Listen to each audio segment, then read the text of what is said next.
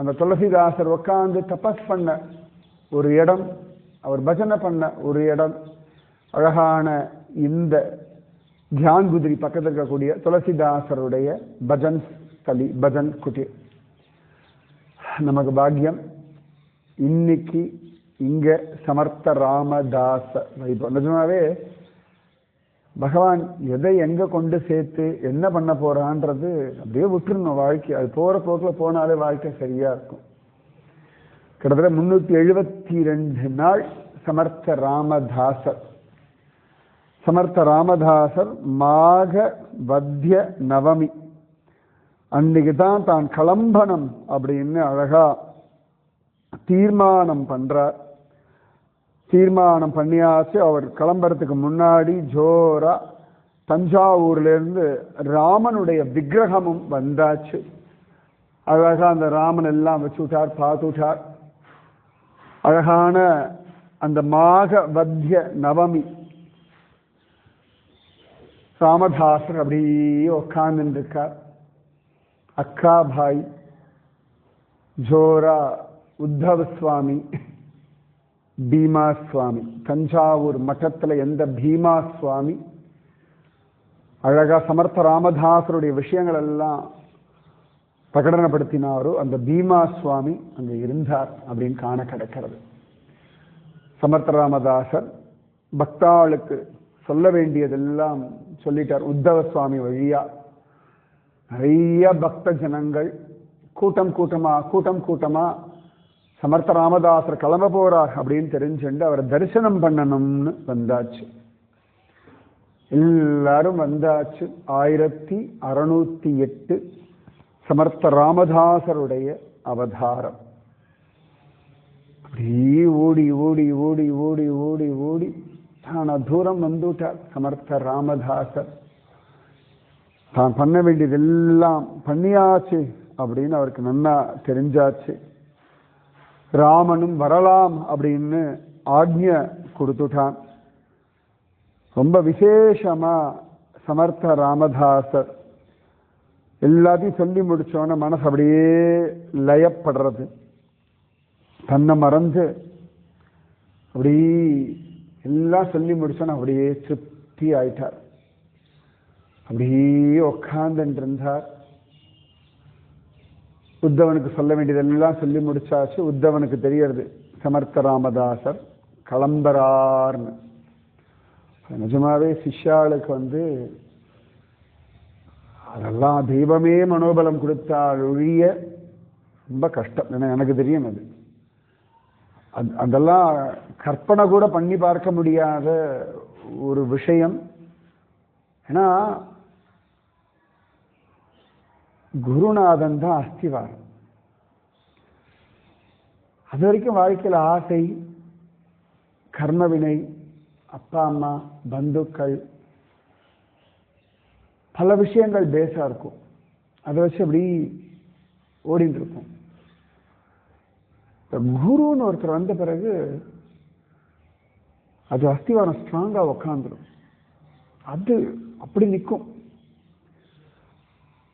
அது மேல ஒரு கட்டணம் அப்படி வளர்ந்துடும். அது வரைக்கும் ஒரு குடிசையில் இருப்போம், ஏதோ சும்மா இப்படி ஜாலியா ஓடி ஆடி விளையாடிட்டு இருப்போம். இந்த குரு வந்தோடனே அந்த அஸ்திவாரம் அவ்வளோ ஸ்ட்ராங் ஆகிடும். இந்த கட்டணம் அவ்வளோ பெருசாக கட்டலான்னு தோணும். இப்போ நம்ம பார்த்தோம்ல கோவிந்த தேவ் கோவில், அவ்வளோ பெரிய கோவில். அப்போ எவ்வளோ பெரிய ஸ்ட்ராங் பேஸ்மெண்ட் இருக்கணும். இவ்வளவு வெயிட்டை தாங்கி இப்படி வா அப்படின்னா நம்ம வெளியில இருக்க கோவிலை பார்க்குறோம், கீழே இருக்க அஸ்திவாரம் இவ்வளவு ஸ்ட்ராங்காக இருக்கணும். அத்தனை ஸ்ட்ராங் அந்த குரு. அதுக்கு மிஞ்சி வேற பேஸே கிடையாது. அப்போ அந்த குருவை கிளம்புறாருன்னா நம்முடைய அடி நழுவுறது, காலில இருந்து பூமி நழுவுற மாதிரி. கட்டடத்துக்கு எவ்வளவு வேணா ஸ்ட்ராங்கா இருக்கட்டுமே, கீழே அஸ்திவாரம் நகர்ந்துடுச்சுன்னா வேற ஒன்றும் இல்லையே. ஆனா ஒன்றும் பண்ண முடியாது, நம்மளாலலாம் தடுத்து நிறுத்திடலாம் முடியாது. எப்பொழுதுமே குரு சொல்றபடிதான், அவர் கிளம்பும்பொழுது அவர் சொல்றபடிதான். நீங்க தடுத்து நிறுத்த முடியாது, ஒன்றும் மாற்ற முடியாது, கூட வரேன்னு சொல்ல முடியாது. Nothing doing. அவர் எல்லாம் சொல்லி முடிச்சாச்சு உத்தவனுக்கு.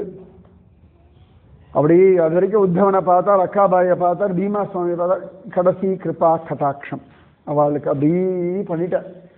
எல்லாரையும் அப்படியே பக்கத்துல இருந்து பார்த்தார். மற்றவாள்லாம் ஓரத்தில் வந்துட்டு போயிட்டு இருக்கார். ஒரு கிருபா கடாட்சம் கண்ணோட கண் சமர்த்த ராமதாசர் இந்த பீமா சுவாமி, அக்காபாய், உத்தவ சுவாமி அப்படி பார்த்தார். அப்படியே பார்த்து முடிச்சார். 3 பேரையும் பார்த்துட்டு அப்படியே பார்வையை திருப்பினார். அப்படியே ராமனை பார்த்தார். எந்த தஞ்சாவூர்லேருந்து ராமராயா வந்தானோ அந்த ராமராயாவை பார்த்தார். ராமன் பிரசன்னமா சிரிச்சான். சமர்த்த ராமதாசர் கண்ணா ஸ்டாப். சமர்த்த ராமதாசர் அப்படியே ராமனை பார்த்தார். ஸ்ரீராம ஜெய ராம ஜெய ஜெய ராம, ஸ்ரீராம ஜெய ராம ஜெய ஜெய ராம, ஸ்ரீராம ஜெய ராம ஜெய ஜெய ராம, ஸ்ரீராம ஜெய ராம ஜெய ஜெய ராம. அவருடைய காம்பீரியத்துல ராமநாமத்தை ஜபித்தார். அந்த சஜ்ஜன் கோட்டை முழுக்க அப்படி எதிரொலிக்கிறதா. அன்னைக்கு அந்த நாமம் அவ்வளவு பவர்ஃபுல்லா இருந்தது. எல்லா ஜனங்கள் காதலையும் அது விழருது. எல்லா ஜனங்களும் நல்லா ஜபிக்கிறார்.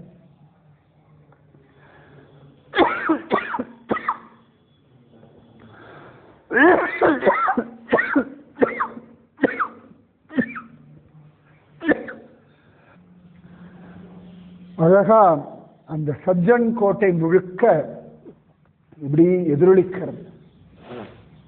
சமர்த்த ராமதாசர் அப்படி ராமனை பார்க்கிறார். ராமன் பிரசன்னமா சிரிச்சுட்டான். தன் கையில இருந்த கோதண்டத்தை அப்படி பக்கத்துல லக்ஷ்மணன் கிட்ட கொடுத்தான். நீ வச்சுக்கோ. இப்ப பார்த்தோமே, ராமன் தான், கோதண்டம் இல்லை, அம்பு இல்லை, இப்படி கூப்பிடுற மாதிரி தானே இருக்கா. இந்த அம்பு இப்படி வச்சு இந்த கோதண்டம் தூக்கி வாரி போட்டுது. இப்படி நிக்கிறா இன்னைக்கு. சரியா சமர்த்த ராமதாசர் கிளம்பும் பொழுது ராமன் அப்படிதான் நின்னான். நான் இதான் அந்த போட்டோ எடுங்கன்னு நான் சொன்னேன். இப்ப பார்த்தா அப்படி வா கூப்பிடுற மாதிரி தானே. ரைட், எல்லாம் ஓவரா, எஸ் ஓவர் அப்படி கை காட்டுவோம்ல இந்த கட்ட வரலதுக்கு. அந்த மாதிரி ராமன் கை வில்ல எடுத்துட்டோம்னா இப்படிதான் வச்சுருக்கான், எஸ் டன் அப்படின்னு. அந்த மாதிரி ராமன் அப்படி கை காட்ட அப்படி ஜம்முன்னு பார்த்துட்டு இருந்தார் சமர்த்த ராமதாசர். நன்னா ஜபிச்சார். அப்படியே கண் அப்படி நில குத்தி நின்னது. அப்படியே ஜொலிச்சார். அந்த ஜொலிப்பெல்லாம் வர்ணிக்கவே முடியாது. அப்படி ஒரு ஜொலிப்பு. அப்படியே திருப்தி. ஒரு வந்த வேலை முடிஞ்சாச்சு, ஒரு கம்ப்ளீஷன். அப்படியே சமாதானமா நல்லா அப்படியே ஜபிச்சார். அப்படியே கொஞ்சம் கொஞ்சமா அந்த சவுண்டு குறைஞ்சுட்டே வந்தது. ஸ்ரீராம ஜெய ராம ஜெய ஜெய ராம, ஸ்ரீராம ஜெய ராம ஜெய ஜெய ராம, ஸ்ரீராம ஜெய ராம ஜெய ஜெய ராம, ஸ்ரீராம ஜெய ராம ஜெய ஜெய ராம, ஸ்ரீராம ஜெய ராம ஜெய ஜெய ராம, ஸ்ரீராம ஜெய ராம ஜெய ஜெய ராம, ஸ்ரீராம ஜெய ராம ஜெய ராம, ஸ்ரீராம ஜெய ராம ஸ்ரீராம. அப்படியே சவுண்டு குறைஞ்சுட்டே வந்தது. உதடு அசைஞ்சது. உதடும் ஒரு இடத்துல நின்னது. அப்படியே ராமனை பார்த்துட்டு இருந்தார். அப்படியே மனசு உள்முகமா திரும்பித்து ராமனை ஸ்மரணம் பண்ணார். அப்படியே உட்கார்ந்துட்டு இருந்தார். உத்தவன் கண்கள்லேருந்து கண்ணீர் விழிஞ்சது. அக்கா பாய் பீமா சுவாமிலாம் பார்க்குற கண்கள்லேருந்து கண்ணீர் வழியறது. அவளுக்கு தெரிஞ்செடுத்து சமர்த்த ராமதாசர் கிளம்பியாச்சு. ஆனால் சரீரத்தை பார்த்தா இருக்கா, அப்படிதான் இருக்கு. ஆனால் ராமன் அடைஞ்சாச்சு. ராமன் அடைஞ்சாச்சு. ராமன் அவ்வளவு நாள் காத்துட்டு இருந்தான். எப்படி இப்படி பண்றான் இவன் அப்படின்னு ராமன் பிரமிச்சு போய் உட்கார்ந்தவன். அப்படியே அந்த சஜ்ஜன்கட் ராமன் சமர்த்த ராமதாசர் அப்படியே தனக்குள்ள வாங்கிட்டான். சமர்த்த ராமதாசர் ஸ்வயம் ஆஞ்சநேய அவதார். நான் நேத்தியே முடிச்சுடணும்னு நினைச்சேன். நான் கூட என்ன ஏன் இப்படி இழுத்துண்டு போயிட்டு இருக்கேன். நான் சரி ஏதோ ஒண்ணு. காத்தால எழுந்த பிறகுதான் ஹனும ஜெயந்தின்னு எனக்கு யாரோ பேசுவோம். ஹனும ஜெயந்தி இன்னைக்கு அப்படின்னா திடுக்குன்னு எனக்கு ஹனும ஜெயந்தியா, அப்ப இன்னைக்கு தான் பூர்த்தி. அது தெரிஞ்சு போயிடுது, அது புரிஞ்சு போயிடுது எனக்கு. ஹனும ஜெயந்தி நான் எங்க உட்காந்துட்டு சொல்ல போறேன்? ராமதாசர் பூர்த்திக்கு எனக்கு ஒரு இடம் வேணும். நான் முதல்ல நினைச்சது சஜ்ஜன்கட் போய் முடிக்கணும்னு நான் நினைச்சிட்டு இருந்தேன். நான் இதான் சொல்லியிருந்தேன், டிசம்பர் 29 கூட சஜ்ஜன்கட் போயிடலான்னு கூட எனக்கு நம்ம அங்கவே முடிக்கணும் அப்படின்னு நினைச்சிருந்தேன். சரி ரைட். அப்புறம் பகவத் சங்கர் பிருந்தாவனம், சரி பிருந்தாவனத்தில் எங்க முடிச்சாலும் ஒன்றும் தப்பு கிடையாது, அவர் இங்கெல்லாம் வந்திருக்காரு, சரி பார்க்கலாம். நான் எங்க போய் பிருந்தாவனத்தை ராமஸ்தலத்தை தேடுவேன் அப்படின்னு நான் நினைச்சிருந்தேன் காத்தால. அப்ப உள்ளேருந்து பகவான் துளசிதாசர் தான் இங்க வந்திருக்காருன்னு தான். ரைட்டு, சங்கல்பமாயிடும். இன்னைக்கு தான் பூர்த்தி, துளசிதாசருடைய இடத்துல தான் போய் முதல்ல அங்கதான் நினைச்சேன். பகவான் இல்ல அவன் பஜன் பண்ண ஸ்தலம்னு இப்ப உத்தரவு கொடுத்துட்டான். நான் அந்த இடத்துல உட்காந்து தான் பண்றதா இருந்தேன். இந்த ராமனை பார்த்தோமே.